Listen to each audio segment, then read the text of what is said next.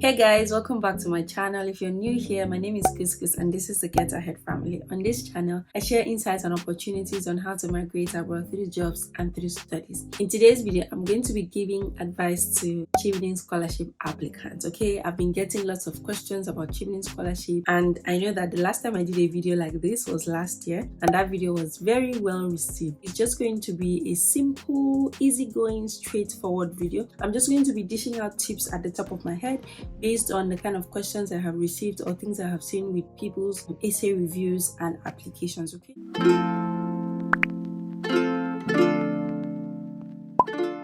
Now let's start with the application process. From the application document, start your application. Okay, you don't need to finish the application at one sitting. Start the application, get familiar with it, and save as you go. Okay, once you save as you go, you can always come back to complete a particular portion, but start, because once you start the application, it will motivate you to get all the things you need ready, to get all the informations you need ready, informations like your job experience and all of that. If you do not start, you will really not know what the application is like. I have a video that has filled the entire Chevening application form, so if you don't know all the questions that are in the application, you should watch that video. It will really help you. Now, the next thing is about work experience. 2 years work experience that Chevening is looking for. I think Chevening is looking for 2,800 hours. Okay, and somebody asked me, oh Couscous, how do I calculate my 2,800 hours? Oh, I have done different jobs, but some were part-time, some were full-time. It is fine whether you have a part-time job or a full-time job is fine. Now, if you have a full-time job and you've been working for 1 year,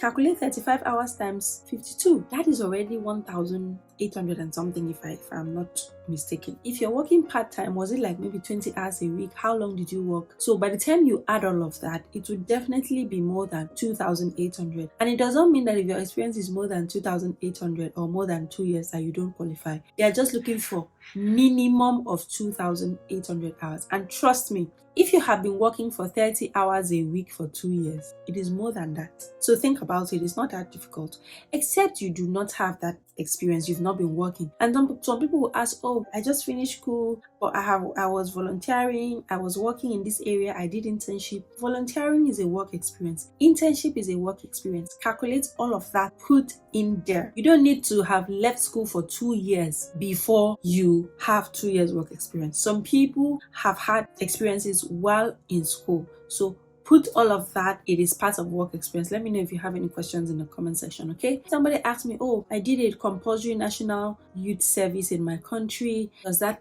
apply? And that's the only experience I have. Does that apply as work experience? Yes, that is work experience. The fact that it's compulsory does not mean you do not work. You work or you don't work. You work now. So of course that's work experience. So every experience that you have had outside your studies is work experience. Add it. But you have to be able to say, okay, what organization you worked with, what role did you work with, and all of that. And if you have a lot of work experiences that you have more than Chevening requires, I would usually recommend that people just put the experience that closely aligns with their narrative or their theme in the application. For instance, you are a medical doctor, but you also volunteer for different charities. You volunteer for 3 different charities. 2 of them are medical related, 1 is not medical related. And maybe you also are an artist. You write, you paint, you do spoken words. What is your theme? Is your theme, I'm a medical personnel? That's the degree you want to go and study. That's the area you want to go and expand your master's in. That is the narrative that you should maximize. Maximize your experiences in the medical field. Maximize experiences that demonstrate your leadership skills, okay? Don't go and tell, oh, I did business here. Doing business is good, but are you magnifying your business profile? If you want to study master's in business administration, you want to show your entrepreneurial side. Even if that's not the first degree you studied, but you want to go for a course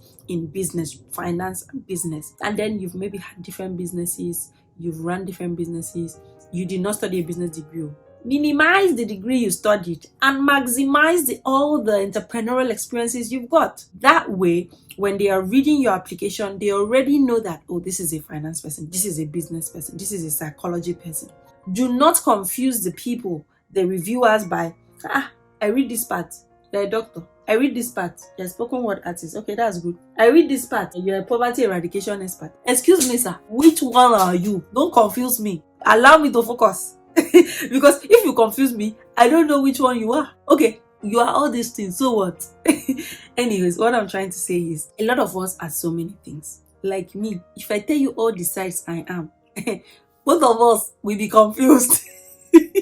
I am passionate about so many things, but depending on what I want, I tailor my profile to suit that circumstances. If I am applying for a legal job, if I am applying for a scholarship that is looking for lawyers, they will not know that I'm a content creator. Never. Like they will not know, because how does that support what I'm applying for? If the skill I have supports my application in any way, I'm going to bring it in. But if after analyzing your profile, I do this, I do this, I do this, how does it support this application? You don't know how it supports it? Take it out, because that way you stay focused, you don't distract people. People know exactly your identity. This is what you want, this is what you've been practicing, this is what you are going for. Okay? So in essence, maximize the areas of your experiences and qualifications that align to the chevening narrative, the course you want to study, your leadership skills and all of that, and minimize every other experience of yours that does not really align, because you have limited word count in the application and the essay.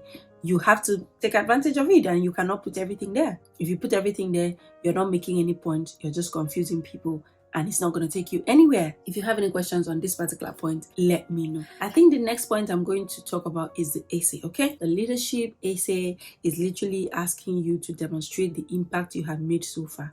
It's not about what leadership titles have you held. It's not about what leadership positions have you held. Leadership positions are good, but it's really not focused on that. It's about what influence have you made? What impact have you made? They are looking for people who are able to influence other people's decision making. So the little things that you are doing, check the little corners. What are the results that you have made in whatever position or whatever job, whatever circumstances you find yourself? How have you been able to identify problems and provide solutions to those problems? That's literally what the leadership is talking about. The networking is talking about how are you able to leverage your network for a positive change? How are you a good social person? Like, how do your network benefit from you, and how do you benefit from your network? Because there's no need having people around, but you cannot really leverage on that opportunity, leverage on their platforms and their skills to bring about a positive change. So what have you been able to collaborate with to bring a positive impact? That's literally what networking is about.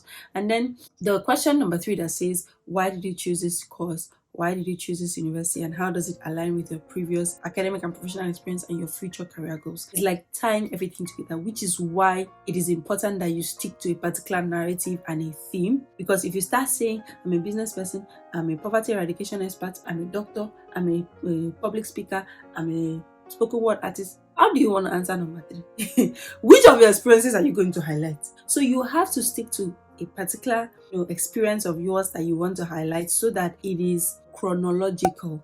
Oh, this is the course I studied, and this is what led to my passion for this course I want to go for, and because I have had this professional experience in this field, it has opened my mind to these problems in this field. These are the problems in this field, and based on my experience, these are the areas that gaps exist that needs to be filled up, and that's why I want to go for chevening, which is why I also chose this university, I chose this course. You are able to tie everything down. Okay, now let's go to number 4. Number 4 is talking about your career goals. They are asking for specific career goals. They said chevening wants people with specific career goals, long-term, short-term career goals. They don't want to see things like, oh, I would be collaborating with government agencies, I will be working with industry experts. Those are generic terms. Tell us who you want to work with. Tell us the government agency you want to work with.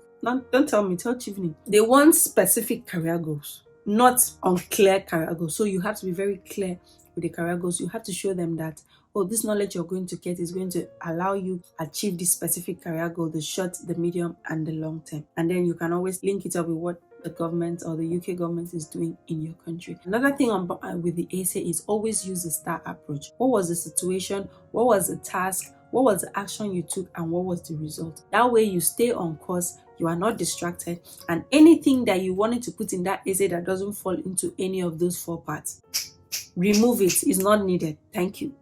I think that's it for the essay. When you're done with your essay, please always give it to somebody to review. Always give your essay to somebody to review, because a document that your eyes is already used to, you will not pick up errors again. Pass it through Grammarly so that you edit it properly, and then give it to a second, third, and fourth eye to review. What you do not see, another person might see. Make sure that somebody reviews your essay, a second, a third, or a fourth eye, please, because you will think that you've read something. When your eye is used to it, no matter what you do, you cannot see that mistake. And another thing that can help is, when you're done writing, leave it, okay? Do something else. Leave it a day for a day or two, and then go back to review it. You definitely see sentences that you should change, sentences you think are too long and could be rephrased. You've seen words that you use repeatedly. Don't use one word repeatedly for too long. It's boring. Use thesaurus on your word to look for synonyms of words, to see how to shorten your words.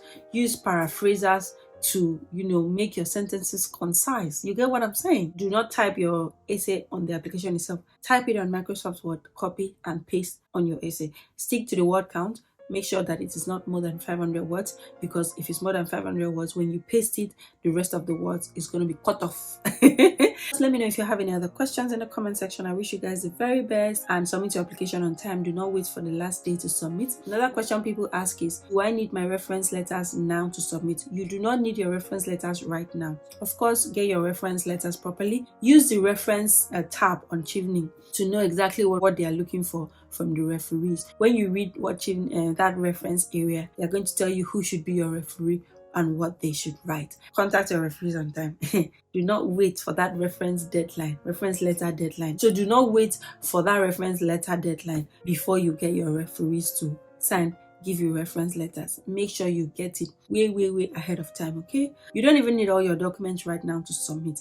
There is always a document submission deadline. So whatever document you don't have is fine. Write the application, submit it. You can always go back and upload documents. You can upload your passport, upload your transcript, upload your references, and all of that. So let it not be because you don't have a particular document, you cannot now submit your application, because you're going to be losing out on the opportunity, okay? The outcome of the essay will not come until February of the following year. So you still have 3 months to put your documents, to upload your documents on the portal. Another thing that I think people ask is IELTS. Now, Chevening does not require IELTS, but if the university you are applying for requires IELTS, that has nothing to do with Chevening. Sort that out with the university. Chevening does not require IELTS. Always read through all the questions in your application to ensure that you don't have errors before you submit. So I hope this video has been helpful. If you need me to answer any other question, drop it in the comment section, and please go through my Chevening playlist. I have said everything. Nothing I have not said with Chevening. There is nothing I have not said with Chevening. So subscribe and share this video to people you know it will help. Let me know what you think about this video. If it was helpful, make sure you liked, of course, and drop a comment. Let me know in the comment section if you have any other questions, okay? I'll catch you guys in my next video. Do also watch other videos, okay? Watch videos on how to get admission, okay? I'll catch you guys in my next video. Bye.